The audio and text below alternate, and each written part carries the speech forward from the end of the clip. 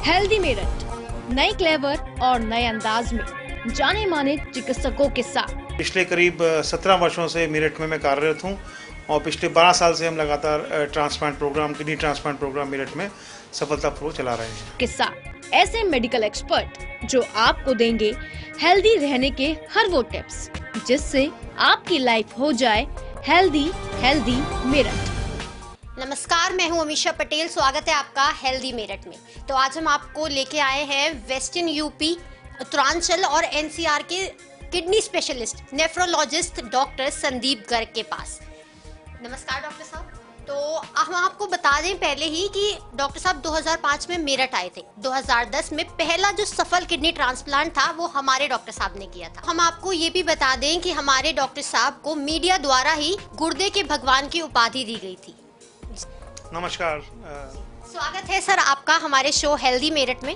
तो डॉक्टर साहब आप अपने बारे में थोड़ी जानकारी दीजिए हमारे। देखिए, मैं नाम डॉक्टर संदीप कुमार गर्ग है। मैं एक नेफ्रोलॉजिस्ट हूँ, डायलिसिस एक्सपर्ट हूँ और रीनल ट्रांसप्लांट फिजिशियन हूँ और पिछले करीब 17 वर्षों से मेरठ में मैं कार्यरत हूँ और पिछले 12 साल से हम लगातार transplant programme, kidney transplant programme Meerut में सफलतापूर्वक चला रहे हैं। हम आपको लेके आए किडनी स्पेशलिस्ट, है ना। किडनी स्पेशलिस्ट, किडनी वो दो पहिए हैं हमारी लाइफ के जिन पे हमारी जिंदगी चल रही है। जैसे वाहन के अगले वो जो दो पहिए होते हैं जिन पे सारा भार होता है, वो ही किडनी काम करती है हमारे शरीर में। तो डॉक्टर साहब हम सबसे पहले चाहेंगे कि आप हमारे दर्शकों को बताएं फंक्शंस क्या होते हैं किडनी के। देखिए, किडनी जो है एक बॉडी का बहुत ही मेजर ऑर्गन होता है और दो किडनी, जैसे बताया आपने, दो ऑर्गन होते हैं जो पीठ की तरफ, पीछे की तरफ रहते हैं और ये बेसिकली जो हमारे शरीर में पानी का संतुलन है और जो हमारे बॉडी में मिनरल बनते हैं उसका है, एसिड बेस का जो हमारा सिस्टम है उसको मेंटेन करते हैं। तो बेसिकली कोई भी फाइनल प्रॉब्लम आती है किडनी के अंदर, शरीर के अंदर, तो किडनी द्वारा ही उसको संतुलन बनाए रखने का कार्य किडनी द्वारा किया जाता है।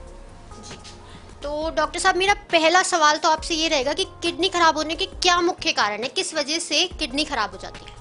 देखिए, जो गुर्दा हमारा है वो मुख्यतः डायबिटीज़, ब्लड प्रेशर और जो किडनी के अपने रोग हैं जैसे ग्लोमेरुलोनेफ्राइटिस है, क्रॉनिक इंटरस्टिशियल नेफ्राइटिस है, इसके अलावा सिस्टिक डिजीज़ ऑफ किडनी है।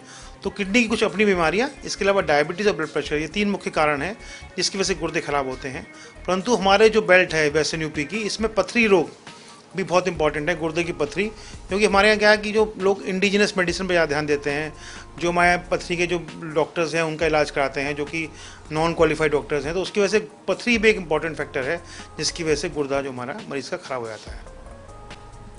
जी, तो डॉक्टर साहब आपने हाई ब्लड प्रेशर की बात की, तो हाई ब्लड प्रेशर कितना नुकसान पहुंचाता है किडनी को, हम ये अपने दर्शकों को बताना चाहेंगे।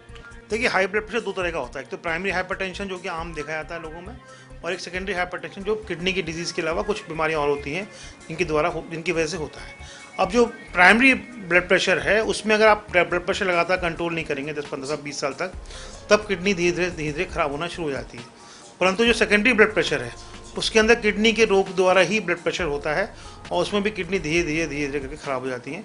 और हमें जो दर्शकों को बताने वाली बात यह है कि ब्लड प्रेशर को बिल्कुल ऐसा मत सोचें कि कोई बीमारी नहीं है। ब्लड प्रेशर एक बहुत महत्वपूर्ण बीमारी है डायबिटीज़ साथ में, और अगर डायबिटीज़, ब्लड प्रेशर और मोटापा मरीज़ में रहता है तो वो आगे जाके गुर्दा रोग, हार्ट का रोग या फिर दिमाग का रोग के लिए रिस्पॉन्सिबल हैं।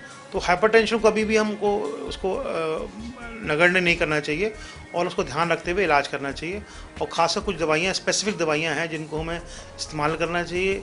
ओवर द काउंटर ड्रग्स मिलती हैं उन पर बिलीव नहीं करना चाहिए और किसी स्पेशलिस्ट से मिलकर या किसी इंटर्निस्ट से मिलकर आपको प्रॉपर ट्रीटमेंट एक हाइपरटेंशन का होना चाहिए।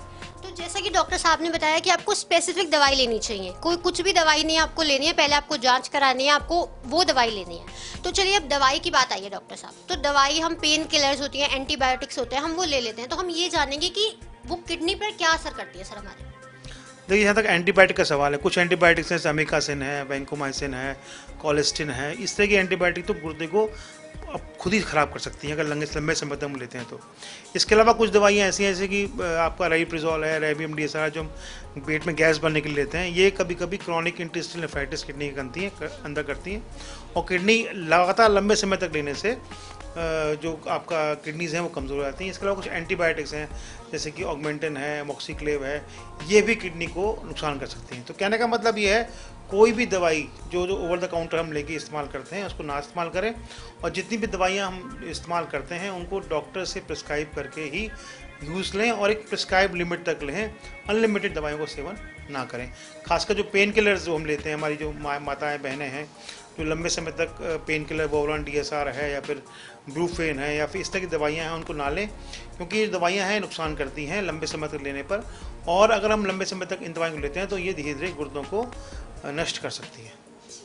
तो आप लोगों ने जाना कि ज़्यादा दवाइयाँ भी ऐसी ना लें बिना प्रिस्क्राइब कि वो आपके गुर्दे को ही नुकसान पहुंचा दें।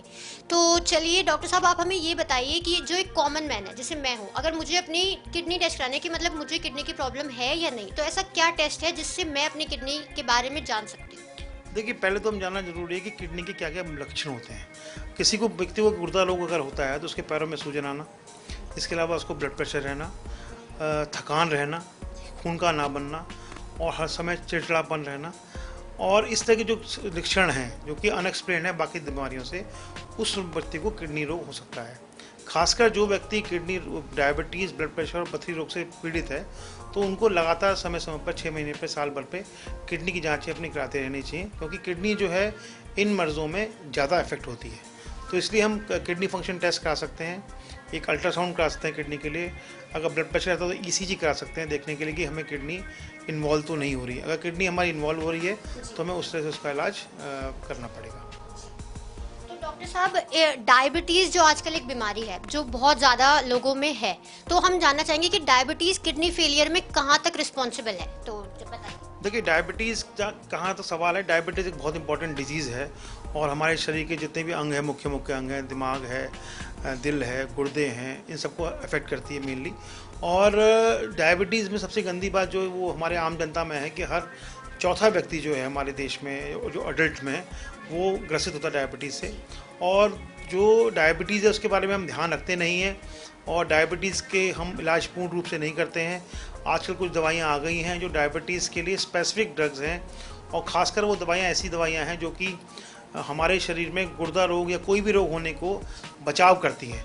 तो ऐसे बताया मैंने पहले भी, मैं कई फोरम्स पे कह चुका हूँ कि मेटफॉर्मिन, SGLT2 इनहिबिटर्स और DPP4 इनहिबिटर्स, जहाँ इंसुलिन की बात करते हैं लॉन्ग एक्टिंग इंसुलिन के अंदर आपका ग्लार्जिन और या फिर GLP-1 RAs, ये 5-6 जो दवाइयाँ हैं जो हम मुख्यतः हमें लेनी चाहिए। वैसे बहुत दवाइयाँ हैं डायबिटीज़ की जो ओवर द काउंटर हम लेके इस्तेमाल करते रहते हैं, शुगर कंट्रोल करने की कोशिश करते हैं, परंतु वो शुगर तो कंट्रोल करती हैं, बट जो बाकी ऑर्गन डैमेज है, किडनी का डैमेज है, लिवर का डैमेज है, हार्ट का डैमेज है, ब्रेन का डैमेज है, इस तरह का डैमेज को प्रिवेंट नहीं करती हैं।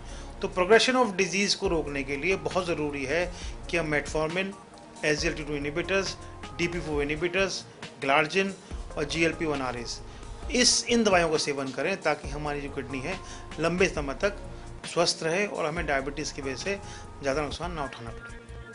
तो जैसा कि डॉक्टर साहब ने आपको बताया कि सिर्फ इन्हीं दवाई का सेवन करें और अपने किडनी को हेल्दी रखें। तो चलिए डॉक्टर साहब, अब एक किडनी ट्रांसप्लांट एक वर्ड होता है, हम डर जाते हैं जो भी लोग होते हैं कि किडनी ट्रांसप्लांट कितना हार्ड वर्ड है ये, तो आप हमें इसका प्रोसीजर बताएंगे और इसके बारे में बताएंगे। देखिए, किडनी ट्रांसप्लांट से पहले मैं आपको थोड़ा डायलिसिस के बारे में जानकारी दे दूँ। बेसिकली क्यों ज़रूरत पड़ती है किसी व्यक्ति को डायलिसिस की या ट्रांसप्लांट की। अब कोई व्यक्ति है जिसकी किडनीज स्वस्थ हैं तो उसको डायलिसिस ट्रांसप्लांट की ज़रूरत नहीं पड़नी चाहिए, परंतु कोई डायबिटीज़ का रोगी है, कोई ब्लड प्रेशर का रोगी है, कोई गुर्दे की अपनी बीमारियां हैं जिनकी वजह से कभी कभी अनफॉर्चुनेटली किडनीज जो हैं डैमेज हो जाती हैं। और जब किडनी पूर्ण रूप से डैमेज हो जाती है, पूर्ण रूप से मतलब कि जब पेशेंट का क्रेटिनिन 7, 8, 9 के आसपास पहुँच जाता है या यूरिया 200 के आसपास पहुँच जाता है, और ये बीमारियाँ परमानेंट बीमारियों की वजह से मतलब पहुँचा है ऐसा। कुछ बीमारियां होती हैं गुर्दे की जिसमें कि टेम्परेरी रूप से भी गुर्दे खराब जाते हैं, और अगर हम सही इलाज करें तो टेम्परेरी गुर्दे जो खराब होते हैं वो पूर्ण रूप से ठीक हो सकते हैं कुछ डायलिसिस के बाद। परंतु जब अगर गुर्दा परमानेंट रूप से कमज़ोर पड़ गया है तब हमें उनके लिए रीनल रिप्लेसमेंट थेरेपी का इस्तेमाल करना पड़ता है। और रीनल रिप्लेसमेंट थेरेपी के लिए जो मोस्ट इंपॉर्टेंट चीज़ है वो है डायलिसिस, और डायलिसिस के बाद ट्रांसप्लांट। अब किसी व्यक्ति को अगर ट्रांसप्लांट की ज़रूरत है तो उसको फिर ट्रांसप्लांट ही कराना चाहिए अगर डोनर अवेलेबल है और फाइनेंसेस अवेलेबल हैं, क्योंकि डायलिसिस के मुकाबले जो ट्रांसप्लांट है उसमें क्वालिटी ऑफ लाइफ बहुत बेटर है। पेशेंट जो है अपना स्वतः सब अपने काम कर सकता है, अपनी नौकरी कर सकता है। अगर गृहिणी है तो अपना गृहिणी का काम कर सकती हैं, अगर वो टीचर है तो टीचर का काम कर सकती है। मतलब कहने का ये है कि जो क्वालिटी ऑफ वर्क है और क्वालिटी ऑफ लाइफ है वो डायलिसिस और ट्रांसप्लांट में बहुत फ़र्क है। और पेशेंट जो ट्रांसप्लांट कराते हैं वो लंबे समय तक अपना कार्य कर सकते हैं पूर्ण रूप से, और जब अपना कार्य कर पाते हैं तो वो अपनी ज़िंदगी और अपनी जीवन व्यापन कर पाते हैं और एक सफल जीवन जी पाते हैं। परंतु जो डायलिसिस पे अगर मरीज़ रहता है तो वो एक लंबे समय तक अपना जीवन नहीं जी पाता है, और जो क्वालिटी ऑफ लाइफ है वो इतनी अच्छी नहीं होती है कि अपना पेशेंट जो है अपना दिन का कार्यकलाप खुद कर सके। उसको सहायता की ज़रूरत पड़ती है, कभी कभी वो इतना ठीक भी नहीं रहता कि वो अपना कार्य खुद कर सके। तो इसलिए हमेशा क्वालिटी ऑफ लाइफ इम्प्रूव करने के लिए बहुत ज़रूरी है कि हम पेशेंट को ट्रांसप्लांट की तरफ प्रेरित करें। और अगर फाइनेंसेस अवेलेबल हैं, अगर नहीं भी हैं तो सरकारी अस्पताल हैं, हमारे यहाँ एम्स दिल्ली है या फिर संजय गांधी पीजीआई लखनऊ है जहाँ पर कि ट्रांसप्लांट सरकारी अस्पताल में हो रहे हैं, वहाँ जाकर ट्रांसप्लांट कराएं और एक स्वस्थ जीवन जिए। तो जैसा कि डॉक्टर साहब ने बताया, क्वालिटी ऑफ लाइफ आप अपनी इम्प्रूव करने के लिए किडनी ट्रांसप्लांट का रुख कर सकते हैं। वो बिल्कुल भी आपको प्रॉब्लम नहीं देगा, बल्कि आपकी लाइफ ही बढ़ाएगा। तो आपको डरने की बिल्कुल भी ज़रूरत नहीं है। तो चलिए फिलहाल वक्त है हेल्दी मिनट में एक छोटे से ब्रेक का। ब्रेक के बाद लौटेंगे तो चर्चा में बने रहेंगे।